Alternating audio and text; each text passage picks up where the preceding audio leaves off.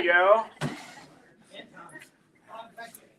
I think the biggest, if you can anchor it to a time period to show that these emperors and how that connection and how it's applicable to the people who are right then and there. Yeah. I think that's the strongest point that I've gotten out of this. It anchors me to the audience, realizing these audience people understood what they were talking about and understood that they were revealing things about their situation and how they could live through it. Yeah. Understand that God wins, we win, and that you anchor in that, and also I think the time frame being after the destruction of Jerusalem and before 90, that interim time period, if you actually place it a little bit more precisely, it may make things even better. Yeah. That's the first time I've heard it. Well, Yeah. it's not original. It's not original with me. So. It's like a lot of symbolism. Yeah. That's what struck me, because first, it sounds like you start reading, it sounds like the boogeyman, and then you realize that it's almost historical. Yeah. It's almost historical. Yeah, very much is historical. Like I said, it's kind of like reading if, what's the Hobbes and what's that? Calvin and Hobbes, in the newspapers and things like that. What it's kind of somewhat political commentary or political cartoons, right? Probably more political cartoon would probably be a better. You kind of read this, but if you don't put it in its historical context, that political cartoon, it could mean anything. Yeah. You could get that political cartoon to mean just about anything you want. The moment you slap it in a historical context, you go, oh, it can only mean, there's maybe still some room for interpretation or disagreement. And sometimes that's purposeful by the author, right? Is so that it's not that it's vague, but that it's open enough to where at least you can get the main point without having to, know absolutely every single small little illustration. Remember, this is a vision from God. It's not just John making this up and writing a story himself either. I think it helped me a lot when I realized, and you brought out that it was kind of a secret language to protect the people that it was being written to. Yeah. There was a lot of things that I never understood about this. I think bringing out the historical part too made a big difference. But I never even thought about it being where they had to be kind of secret in their messages. Yeah. Oh, yeah. I mean, that's where you start getting, that's where the fish symbol first kind of comes from, is because they have to hide, where they're locating, where they're worshiping, where they're meeting. I mean, you would look for that symbol on people's homes, right, before it became widespread. And those symbols have to change. They have to morph, all that kind of stuff. But yes, it's secretive, but it's also not so secretive that those who know wouldn't be able to at least read it and have an understanding. Right, especially if you're familiar with your Old Testament, correctly understood, judgment language has to be heavy in your mind. And what are the big books we often avoid when it comes to reading our Bibles, or at least I just need to get through this, right? The Ezekiel's, parts of Isaiah, the end of Daniel, right? I've gone through so many Bible classes where they go Daniel chapter 1 through 9, and they'll skip 10, 11, and 12 because they just don't know what to do with it. Right. So we got to get better at understanding those things. And I think we will as we get into through some of this. All right. That's a pretty good, pretty good getting us our mindset. The one big thing from last week, especially in chapter 1, is that Jesus is magnified in the most highest of high senses. All of the descriptions about him are equating him with whom? God, the Father. Right? I mean, he is not subpar in any which way. Every description of the Father of the Old Testament that are big ones, especially for Jewish thinkers, are found here in the book of Revelation. This is probably the highest, outside of like a Colossians chapter 1, this is probably one of the highest Christological statements of who Jesus is. Right? Huh? So Hebrews is more missional. So what Jesus came to do in the sense of his purpose, right? High priest, sacrifice, temple. But this is a higher Christology, and all that means is he's putting Jesus on a higher level and equating him with God, right? And so could Jesus have fulfilled all those things in the book of Hebrews without being the Father? Well, I would say no, but you don't necessarily have to have that while you're reading the book of Hebrews. But yeah, there's a lot of Old Testament allusions that Jesus fulfills. But when I say Christology in the sense of comparing his nature, of who he really is, I would say Revelation 1 has some of the highest views of Jesus and his nature. And once again, there's a reason why that is because they are living in the most powerful empire that has ever existed, the Roman Empire, right? There has not been, up until this point, the Roman Empire is the most dominant empire that ever existed, right? But the things that were coming out of the city of Rome and the amount of sin and harlotry and idolatry and just grotesque sexual sins and all these other things, these are now starting to be forced on and pushed on. And those who are highlighting those types of sins, or those who are highlighting that, hey, there's another way to live than what's coming out of the what we'll call in Revelation, called the harlot city, right? Babylon, right? It's being equated to Babylon. Punishment is going to come, right? Punishment's going to come. And that's an interesting aspect of the book of Revelation. The book of Revelation is not asking Christians to do anything differently than just live their Christian life. But what happens when you're living in a period of complete and utter darkness and there's even a little light over there? What's rarely noticeable? What does it do? And it exposes, right? They want these things done in the dark. They want these things. There's a reason why it's interesting. Paul kind of saw this coming. Who did he write to? What did he write to the church in Rome? Right? What is it? Chapter 1. All the sins that they were allowing to happen that God had given them over to, right? Homosexuality, right? Transgenderism. I mean, that stuff was going on even then. The lack of love for your own children, evil, wicked, and then not only that, those who support such things, right? It's the most wicked of vile things. Why is Paul writing that to Roman Christians? Why is he not mentioning that at Corinth and Ephesus? It's not that there's not evil there, but where's the center of all this evil really coming from? Right? The city of Rome. Okay? And so the book of Revelation is going to, I believe, one of the views we're going to be taking, we'll look at some other options as we go, is the city of Rome has amped up that sin, and that sin's going to happen. And when sin starts corrupting all of the politicians and all of the, the emperors, what does that do to their mind and their heart and their conscience and soul? It sears it. So how do they treat their subjects when they're vile, wicked, evil people? How is that going to impact the nation? Right? And that's what we're seeing. We're seeing the book of Revelation to me is a political commentary on what's going on, but more like a political cartoon so that Christians can understand, hey, Rome isn't winning. Rome isn't in charge. This is temporary. We're going to see this. The 10 days is a Daniel, right? Where Daniel, this becomes a big symbol in Daniel that for 10 days, Daniel chapter 1, I think you brought it up, Carolyn, a couple weeks ago. For 10 days, they were tested with eating a vegetarian diet only. And this was a temporary thing just to prove that God was with them and God blessed them. And so the 10 days we're going to see, hey, it's just for a period of 10 days. Now, 10 days isn't literal here. It's being used as temporary. All right. So I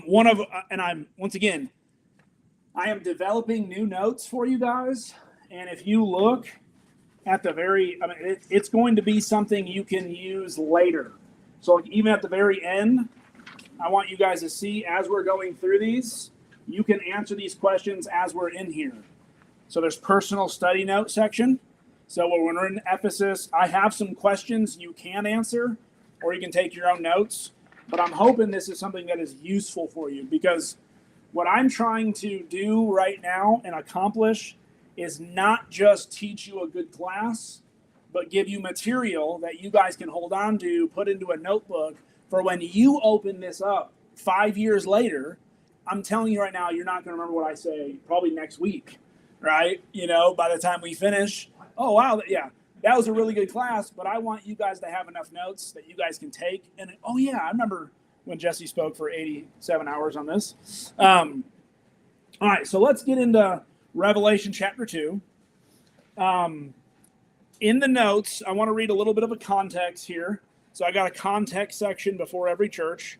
But it says the 7 cities of Revelation 2 through 3 form a rough circular postal route through the province of Asia. We talked a little bit about that. A natural distribution circuit for a letter sent from Patmos.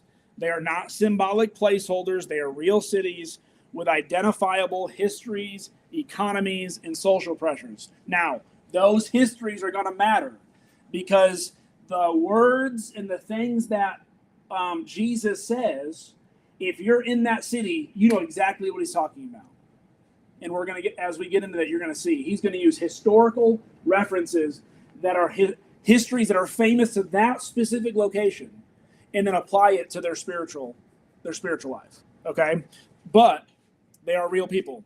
So the pressure on these congregations was not primary theological abstraction, but social and economic reality. I mean, this was hurting their pocketbooks, right? As we're going to get in the book of Revelation, one of the things that we're going to see is that they were no longer able to buy and sell in the marketplace, right? And so that's going to impact their families. If you can't sell your goods, is that not a huge economic pressure? Hey, if you don't bow down to Rome, or you don't bow down to Caesar, you don't bow down to this God, we're not going to let you provide for your family in the means that you're used to, right? So, and then social pressure as well, as we'll get into some of this.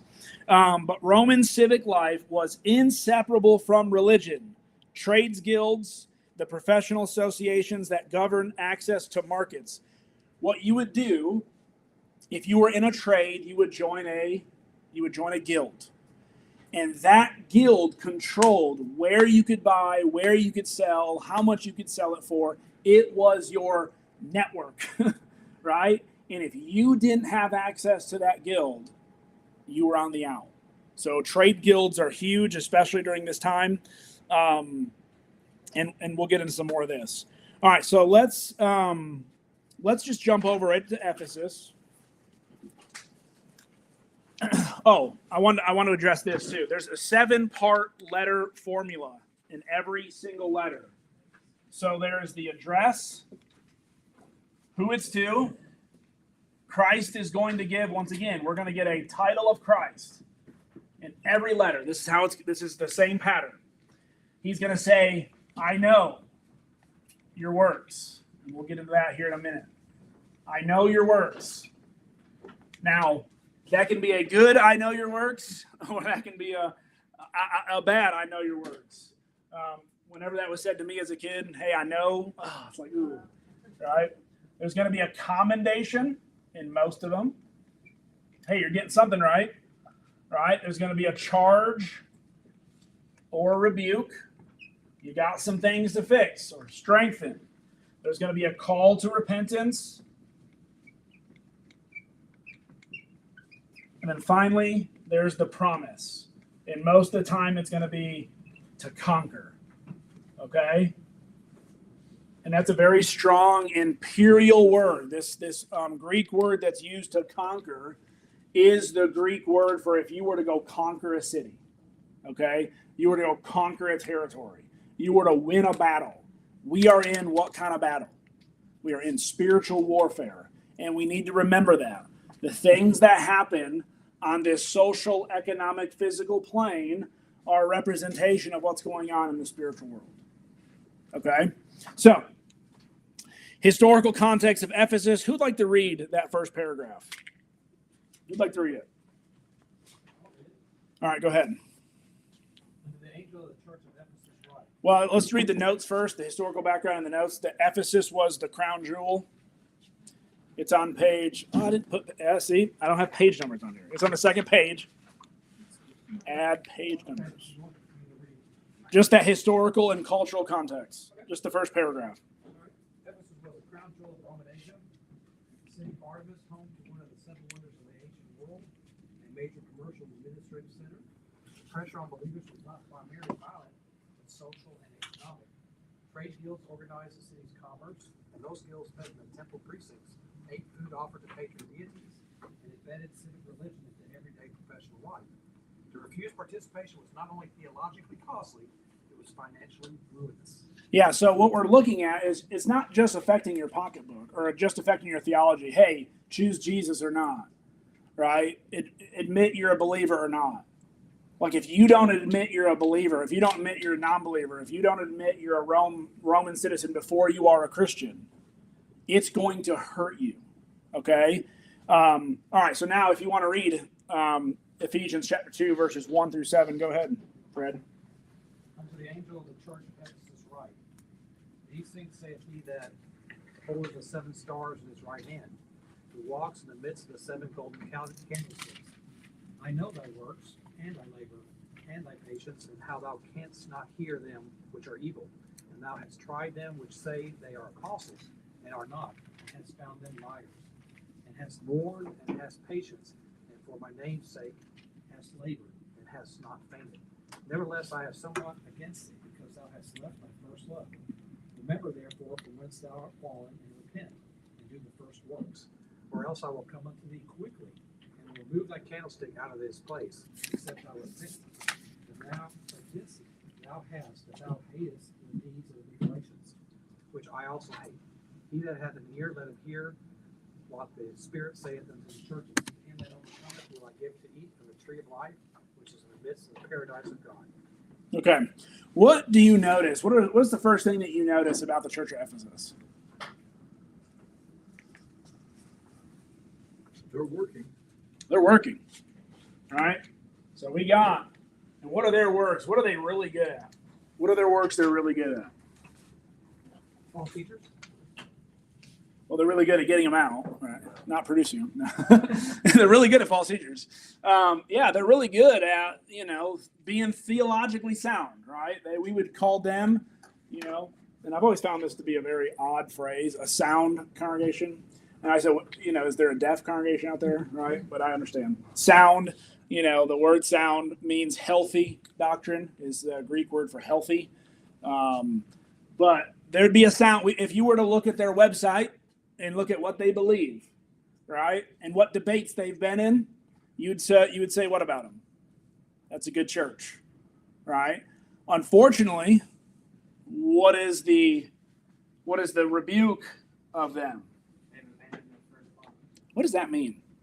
What can that mean? What are some possibilities? There's definitely some different interpretations of this out there. Zeal.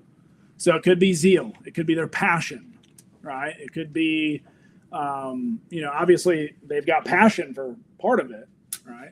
But there's something, maybe they're lacking zeal somewhere else. Anyone else? So love in general, right? They're naming these people, but are they trying to help them or are they just pointing them out? Right. So we have speaking the truth in love, right? Ephesians chapter 4, which that's written to the church at what? Ephesus. And we'll look at some other statements from the Ephesian letter to help give us some understanding. What else could it be, though? So they're not speaking lovingly, or they're not doing it lovingly. If they are correcting somebody, it's not for the purpose of, like in 1 Corinthians 2 or 1 Corinthians 5, what was the purpose of, getting the brother out of the midst? Was so that we can restore and redeem him. Perhaps they weren't spreading the word like they had done at first. Okay. Letting other people know. Yeah. And they slacked off. So it could be. So it could be the fact that they're much more defensive, in the sense of they kind of holding the pattern. In the sense, but if someone challenges them, they're ready. They've got the right words, but they're not out there sharing it. Right? They're not out there, boots to the ground. They're very good at holding the doctrine, but they're not as good as sharing, which are two different things, isn't it? I mean, there are churches you walk in, man, once you're in that building, that truth is being preached. Once you get outside that building, that truth isn't known again for another 7 days. Okay? It's only found, in the sacred walls. Anyone else? Are they doing stuff for the wrong reason? Could be that they're doing it for the wrong reason, right? Why do some people love the debate sphere where they can challenge ideas? I mean, huh? Some people just want to win. Just want to win. Some people want to win, right? And they don't care what damage they cause in winning, winning is the thing, right? And I've seen many preachers win a debate but lose the war, right? They won the debate, but when everybody who was on the outside watching in, hey, you probably were right. You probably had the better arguments, but boy, do I not want to be you. Nor would I want to join whatever you got going on because you were mean, you were foul, those types of things. I want us to go to Ephesians chapter 3 real quick. Paul seemed to know something, right? Whenever you have these connections, and when Paul stresses something in a way that he's going to stress it right here, I think Paul may have saw some beginnings of the issues that are happening later. Remember, when Paul's writing and when John's writing, there's about probably 20 or 30 years in between these letters, right? So does love go away overnight? They probably started off very passionate, right? But he may have saw something. Once again, this is speculation. But when you make the connections, just tell me what you think. All right, so Ephesians 3, verse 14. For this reason, I bow my knees before the Father, from whom every family in heaven and on earth is named, that according to the riches of his glory, he may grant you to be strengthened with power through his Spirit in your inner being, so that Christ may dwell in your hearts through faith, that you, being rooted and grounded in love, may have strength to comprehend with all the saints what is the breadth, the length, the height, and the depth, and to know the love of Christ that surpasses all knowledge, that you may be filled with the fullness of God. Now to him who is able to do far more abundantly than all we ask or think, according to the power at work within us, to him be glory in the church and in Christ Jesus throughout all the generations forever and ever. Anyone pick up on anything there? What are some things you... Surpassing knowledge. Like, you've got the knowledge. You're saying you're talking the right thing, but you're not walking. Yeah. How easy is it for me to repeat the phrase, God is love? I can get that memory verse. Probably everybody in here could have it memorized by next week, right? God is love. 1 John chapter 4, verse 7. God is love. We love because he first loved us. How much harder is it to do it? Right? It's hard to do it. And so Paul's prayer for them, he says, I want you to know the height, the length, the breadth, the width, the depth, and I want you to comprehend the fullness of the love of God. And he goes, that's what truly makes you filled with the fullness of God, is love. Now, it's interesting, look at chapter 4. I, therefore, a prisoner for the Lord, urge you to walk in a manner worthy of the calling to which you have been called, with all humility and gentleness, with patience, bearing with one another in love. And then over in verse, as we read it, verse 15, rather speaking the truth in love, we are to grow up into him who is the head, into Christ. So what is this all about? It's about becoming more like Jesus.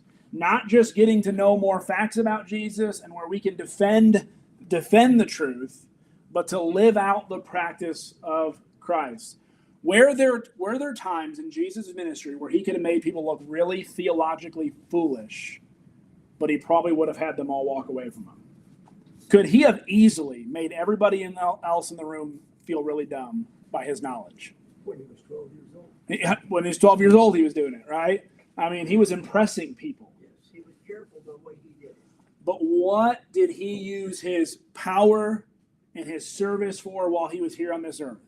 He used it to love. Truth was not a weapon. Truth was a means of redemption. Okay? And it seems as if Ephesus, all the way back, Paul was trying to urge them, even amongst themselves, he saw the bickering maybe starting amongst themselves, that they didn't have the humility and gentleness, and they didn't tolerate one another well. The moment you disagree with me and I disagree with you, what happens? And what is that eventually going to translate into? How we treat everybody, right? And so Paul saw this, I think, very early on. Now, some people think it was their first works, right? What are the very first works when you become a Christian, what are the first works? And it's almost a loaded question. Okay, so but just kind of think. Deal with love and works. Okay. Yep. So baptism, right, could be a first work of Christianity. What does Jesus say when a man comes up to him and says, What am I lacking? I've done all these commands. I've done everything the law asked me to do. What am I lacking for eternal life? What does he tell him?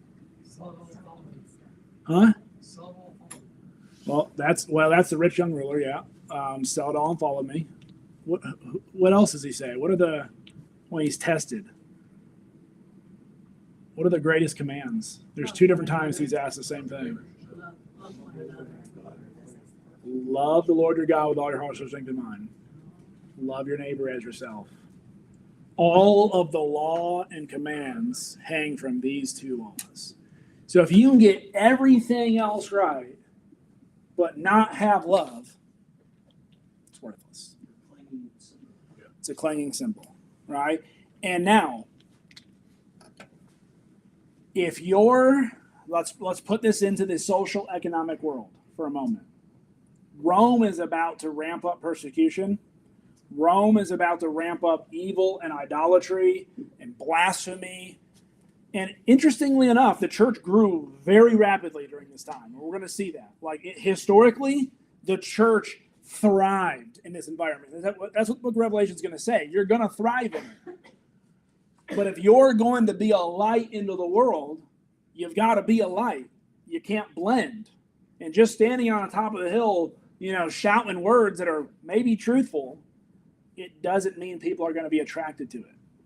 They will know you by your love. Now, what is in verse 3? Verse 3 kind of throws me off a little bit, but I look at this. I know you are in. This is back to Revelation 2, by the way. Sorry, Revelation 2. In my head, I said Revelation 2. I saw the looks. I know you are enduring patiently and bearing up for my name's sake, and you have not grown weary. It's not that these people have become evil and corrupt. They think that they are literally the last stand. That bearing up is the word for Atlas. They are literally they believe they are carrying the world on their shoulders, and they think it's the truth punch that's going to do it, right? The winning the argument, the holding and standing for truth, which, by the way, is a great thing, right? To stand for truth and to make sure that truth is being taught. But you've lost your first love, and look at what he says in verse 5. Remember, therefore, from where you have fallen. This, to me, why I believe he's going beyond works and he's going back to that love of God, is because what is he trying to trigger when he says, remember from where you have fallen? Or when you were fallen? What is he trying to get them to remember? What caused them to begin this journey in the first place? Yeah, I mean, do you remember not being a Christian to a Christian? Do you remember that day when you were baptized into Christ, when you put on Christ, when you decided to change your mind and start living for God? How are people normally behaving and acting in those first, maybe even couple years, if you can get a couple years out of people? Usually it's a couple months or a couple weeks sometimes, unfortunately. But how do people normally act and behave in that very first few weeks? How much do they know? They know almost nothing, right? But they're like, here am I, send me, right? That's the time to send people into battle, right? Is when they're all fired up for it. And you're going, whoa, buddy, let's put some brakes on, right? But remember that feeling, what it was like to be saved. Because at one time, you were the people that you're now condemning. You were the people that you're out there fighting with truth Imagine if someone did that to you. Would you have been attracted to Jesus? Were you won by someone making you look like a fool, making you look like an idiot, making you feel horrible about your, thinking and theology? No, you were most likely won over with the gospel, Jesus, and love. All right, and if you were won over the other way, well, I'll tell you. But the end of that verse scares me. I will come to you and remove your lampstand from its place unless you repent. Now, this is one of the few times, especially in the New Testament. The Old Testament was famous for this. The Old Testament, the nation represented, if there was sin in the camp, there was sin in the what? The nation. The nation was punished for the sins of individuals. This is one of the few times in the New Testament where you see a widespread condemnation from Jesus. Do you think every single person was like that? Probably not. But there was enough of them to go, I'm going to remove this entire church from the face of the map. You're no longer, because remember, the candlestick represented what? You are one of the churches. That goes back to Revelation chapter 1, verse 20. You're no longer going to be called a church. You're no longer going to be called a part of the body. I'm removing you. Now, especially during this time, with persecution amping up, what's one way God could remove them? Does God put, when persecution happens, puts protection around his people? Does he promise that?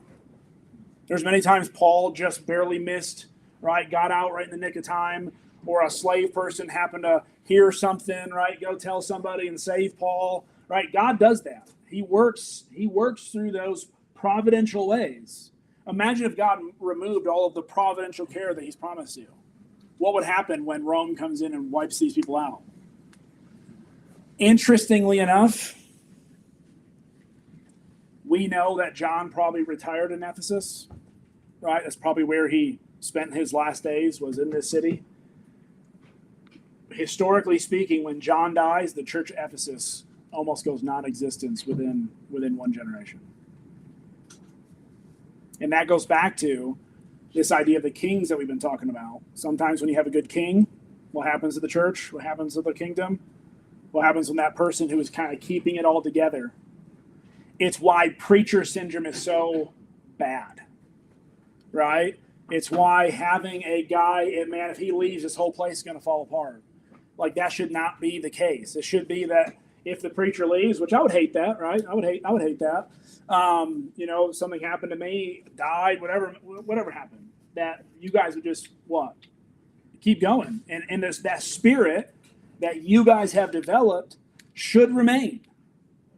But unfortunately, a lot of times they kind of go the way of the person who's kind of leading them. And that's what happens. I think that's what happened to Ephesus. They didn't fully heed the words here, right? And why is it that John chose Ephesus to go back to and retire at? Maybe he thought they had the most work to be done. Who knows, right? Jesse? Yeah. I know a lot of times being right can feel like a war, feel like you're in a battle. There's a lot of things that are taught out there in the world that are not accurate. And so we go at them hard. And it seems like the Ephesian brethren were fighting hard against evil and against the things that are wrong. But if you forget why you're fighting, it can become, it can just become your job, and you can get real hard. You can get an edge to you. You can get a real dark kind of, I've got to be right on everything, and you feel like you're under constant judgment. When grace is removed, when we remove grace from the way we interact with people, and we don't recognize that they're weak, that we're all kinds of problems. Oh. And as a congregation, we're a congregation full of people that are in constant need of grace and faith and confidence. And we need built up, constant built up, right? God, throughout all of the years that he worked with his people, he was constantly encouraging them. Don't lose heart. Don't get down. Don't allow these things to discourage you. And in the first century, they were having some pretty scary things going on. Yeah. So it'd be easy to get real hard and get an edge about that and Well- just see it as you win the battle.